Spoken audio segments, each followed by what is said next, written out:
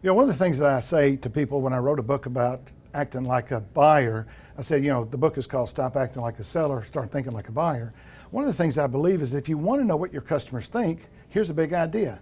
Ask them what they think. Well, one of the things that I find fascinating is that very often sales representatives want to know why a customer is not using their product.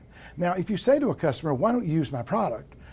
My guess is the response to that's not going to be very positive because you're going to be putting the customer on the defensive.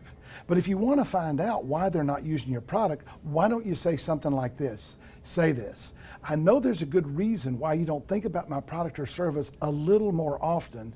Can you help me understand what it is, or what are the specific hesitations or reservations that you have about my product that maybe we could discuss?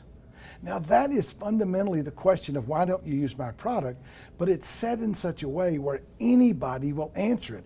You have to say, I know there's a good reason why you don't think about my product a little more often.